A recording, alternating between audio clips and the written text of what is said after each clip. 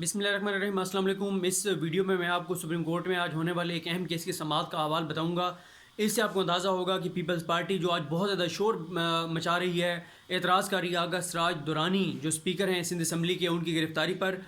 तो सिंध में मामलात किस तरह के चल रहे हैं, अदालतों में किस तरह की चीज़ें सामने आ रही हैं, सुनकर आप खुद हैरान होंगे कि ये एक सूबा है पाकिस्तान का और वहाँ पर किस तरह की सूरत हाल है, क्या हो रहा है। आपने आज ये भी देख लिया कि आगा सराज दुरानी की गिरफ्तारी के बाद जो है वहाँ पे पूरी सिंध काबीना जो है तकरीबन तमाम ही वज़रा वो उनके घर के बाहर धरना देकर बैठे थे, क्योंकि अंदर नैब की टीम जो है वो कुछ डॉक्यूमेंट्स और शवाहिद इकट्ठे कर रही थी और बाहर पूरी सिंध काबीना जो है वो धरना देकर बैठी थी। और फिर पीपल्स पार्टी का ये एतराज़ आता है कि सिंध के मामलात जो हैं, सिंध की जो तफ्तीश है, तहकीकात हैं, वो इस्लामाबाद क्यों शिफ्ट की जा रही हैं, सिंध की करप्शन के केसेस इस्लामाबाद और रावलपिंडी में क्यों मुंतकिल किए जा रहे हैं। जब वहाँ पर यह सूरत हाल होगी कि पुलिस जो है वो इनके इन्फ्लुएंस में होगी, इदारे सारे सिंध हुकूमत के इन्फ्लुएंस में होंगे, और अगर नैब ने भी जाके छापा मारना है तो नैब को रेंजर्स ले जानी पड़ी। और आपने JIT में भी देखा कि जो जाली बैंक अकाउंट्स में जो मनी लॉन्ड्रिंग का मामला था, उसमें भी जस्टिस आसिफ ज़ैद खान खोसा साहब ने कहा था कि अगर हम JIT के अरकान को रेंजर्स की सिक्योरिटी ना देते तो उनकी तो जानों को ख़तरा था, उनकी औलादों को जानों का ख़तरा था। तो ये सूरत हाल है। अब अगर इसी तरह होता रहे कि अलीम खान को अगर गिरफ़्तार किया गया था तो पंजाब हुकूमत वहाँ धरना दे के बैठ जाती, और सिंध में कोई गिरफ़्तार हो तो वहाँ पे सिंध हुकूमत धरना दे के बैठ जाए, तो किस तरह से मामला चलेंगे। गो कि पंजाब में ऐसा नहीं हुआ। जरदारी साहब को भी आज आपने देखा है कि उन्होंने आज एक तरह से अदाकारी की कि उन्होंने ये शो कराया कि वो बिल्कुल परेशान नहीं है, इजी ले रहे हैं सारी चीज़ों को, हालांकि वो बहुत शदीद परेशान हैं।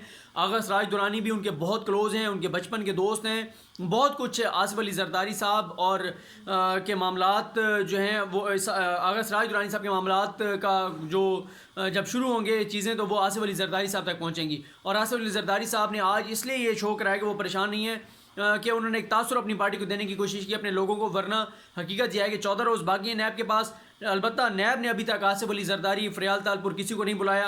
अब देखते हैं कि नैब 14 रोज़ बाद, जो उनके पास 14 रोज़ हैं, तो 14 दिन बाद जो है वो सुप्रीम कोर्ट में आके और नैब क्या जवाब देती है।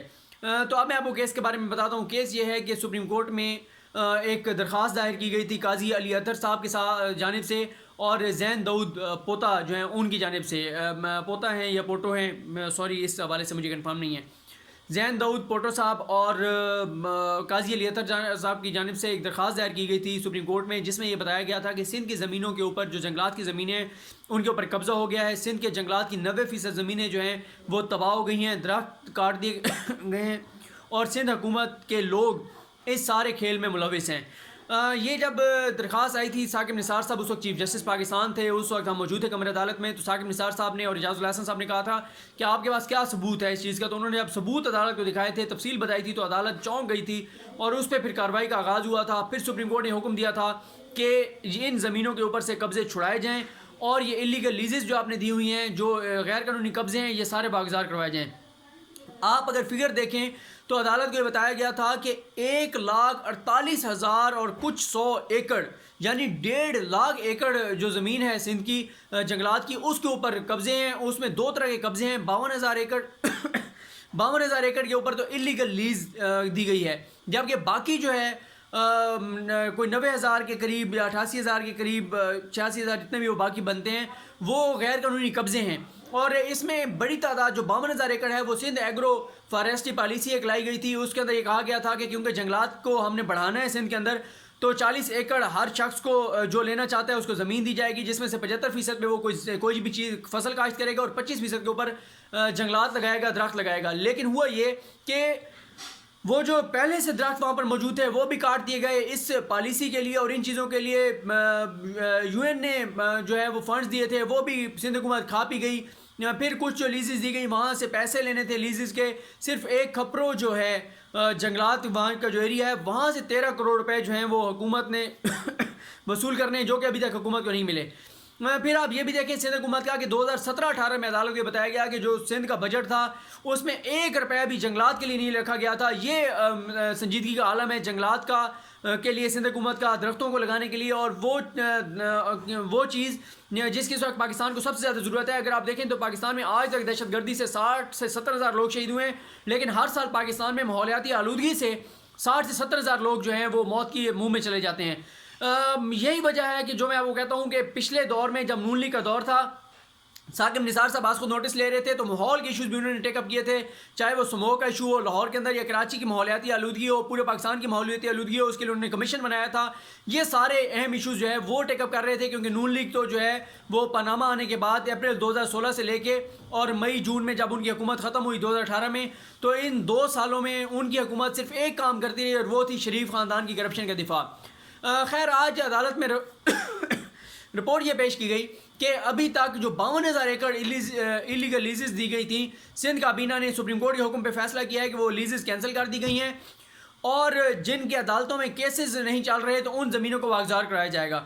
اس پہ عظمت سے شیخ صاحب نے کہا یہ تو آپ نے یہ جو عدالت والا لکھا ہے یہ آپ نے اس لیے لکھا ہے کہ جس کی زمین آپ خالی کرانے لگیں گے وہ سول جج کے پاس جائے گا، اسٹے لے کے آئے گا اور پھر کیس چلتا رہے گا اور وہ آرام سے بیٹھا رہے گا. دوسری بات انہوں نے کہا کہ ہم نے 1863 ایکڑ جو ہے وہ ہم نے واگزار کروا لی ہے، جس پہ اعجاز الحسن صاحب نے کہا کہ یہ تو آئی واش ہے، آپ عدالت کی آنکھوں میں دھول جھونکنا چاہتے ہیں، آپ عدالت میں دھوکہ دینا چاہتے ہیں. 52,000 ایکڑ ہے، ابھی تک آپ نے 1863 ایکڑ جو ہے وہ واگزار کروائی ہے، واپس لی ہے، اس کا بھی کوئی آپ نے ریکارڈ نہیں دیا. کیا آپ کے پاس کوئی جادو کی چھڑی تھی کہ راتوں رات آپ نے 1863 ایکڑ جو ہے وہ واگزار کروا لی ہے؟ آپ ہمیں ریکارڈ دیں، ہم آپ کی اس رپورٹ کو مسترد کرتے ہیں. آپ ہمیں جو رپورٹ دیں گے وہ مکمل رپورٹ ہمیں چاہیے، مکمل تفصیلات چاہیے، کس علاقے کے کون سے جنگل کی کتنی زمین آپ نے واگزار کروائی ہے، نقشے دیں گے، سائٹ پلان دیں گے، سب چیزیں دیں گے. پھر ہم اپنے ڈسٹرکٹ ججز سے اس کی تصدیق کروائیں گے، ہم کمیٹیز بنائیں گے. اور عظمت سے شیخ صاحب نے کہا ہے کہ اگر ہمیں نظر آئے کہ ہمیں دھوکہ دیا جا رہا ہے، ہمیں خود جانا پڑا تو ہم خود جا کر دیکھیں گے. عظمت سے شیخ صاحب نے کہا کہ یہ سندھ کی زمینیں جو ہیں وہ سندھ حکومت کی امانت ہیں، سندھ کے لوگوں کی امانت ہیں. اگر سندھ حکومت ان کو پروٹیکٹ نہیں کر سکتی تو آپ بتا دیں ہمیں کہ ہم نہیں کر سکتے، ہم کسی اور کو کہہ دیتے ہیں. یا آپ کسی اگر جنگلات کی حفاظت نہیں ہو سکتی تو آپ آگ لگا دیں جنگلات کو، آپ کہہ دیں کہ ہمیں یہ جنگلات نہیں چاہیے. تو آپ جو ہے وہ کچھ کرنے کو تیار نہیں ہیں. اگر آپ نہیں کریں گے پھر ہمیں پتہ ہے کس کو کہنا ہے.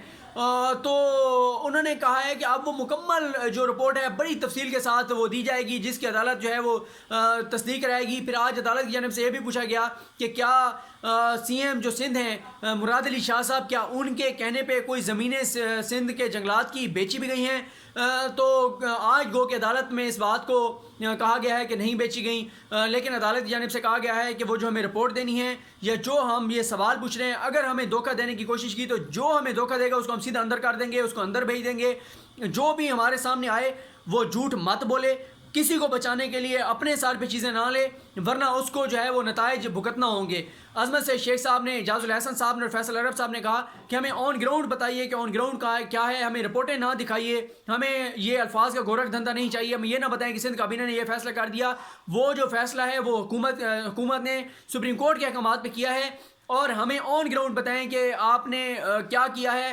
ہم اس کے بعد سروے جنرل سے سروے کروائیں گے، ہم گوگل میپ سے چیک کروائیں گے، اور کسی بھی طرح کی غلط بیانی جو ہے وہ برداشت نہیں کی جائے گی. چیف کنزرویٹو آفیسر جو ہیں جنگلات کے اعجاز اللہ زمانی صاحب، جن کے بارے میں بتایا جاتا ہے کہ وہ اچھے آدمی ہیں، وہ اچھے آفیسر ہیں، انہوں نے عدالت کو بتایا کہ یہ 40 سال پرانا معاملہ ہے. سندھ کی زمینیں جو ہیں جنگلات کی وہ تباہ و برباد ہو کے رہ گئیں، قبضے ہو گئے، لیکن کریڈٹ جاتا ہے سپریم کورٹ کو. سپریم کورٹ کے حکم پہ یہ قبضے جو ہیں وہ واگزار ہونا شروع ہوئے ہیں. یہ پہلی بار ہوا ہے سندھ میں کہ ایک ہی حکم سے 1863 ایکڑ جو ہے اس لیزز کو کینسل کیا گیا ہے، باقی بھی زمینیں واپس لی جا رہی ہیں. تو اعجاز الحسن صاحب نے کہا اور عظمت سے شیخ صاحب نے، فیصل عرب صاحب نے، کہ یہ آپ کی امانت ہے، آپ نے ان کی زمینوں کا تحفظ کرنا تھا، آپ نے دفاع کرنا تھا، آپ کیجئے.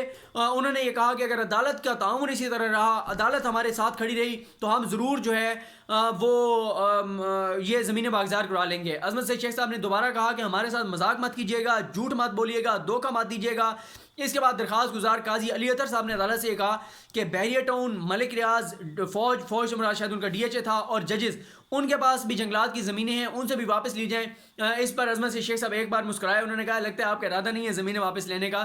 لیکن ساتھ انہوں نے یہ بھی کہا کہ اس معاملے میں آپ اور ہم ایک پیج پر ہیں، ہم جو ہے ہر صورت میں جو ہے وہ ایک انچ جو سرکاری زمین ہے، جنگلات کی زمین ہے، وہ واپس لیں گے. کسی کے پاس بھی ہے، ہم یہ نہیں دیکھیں گے کہ وہ کون ہے، کتنا بااثر ہے، کتنا طاقتور ہے، لیکن ہم اس کو سٹیپ بائی سٹیپ جو ہے وہ چلائیں گے. قاضی علی اطہر صاحب نے عدالت کو یہ بھی بتایا کہ سندھ حکومت نے ان آفیسرز کے خلاف کارروائی شروع کر دی ہے جو کہ جنگلات کی زمین واگزار کروا رہے ہیں. اس حوالے سے عظمت سے شیخ صاحب نے کہا ہے کہ ہم اس کیس کو آگے بڑھا رہے ہیں، آگے جا کر ہمیں آپ بتائیے گا تو ہم اس حوالے سے بھی ان معاملات کو دیکھیں گے. آج سندھ حکومت کی جانب سے ایک اور مطالبہ کیا گیا جس کی جو استدعا کی گئی وہ مسترد ہوگی. وہ استدعا اور مطالبہ یہ تھا کہ رینجرز کو جو ہے وہ کہا جائے کہ وہ مدد کرے زمینوں کو واگزار کروانے میں، تو عظمت سے شیخ صاحب نے کہا کہ ہم رینجرز کے مینڈیٹ میں مداخلت نہیں کریں گے۔ آپ کو اندازہ ہے کہ آپ کیا کہہ رہے ہیں؟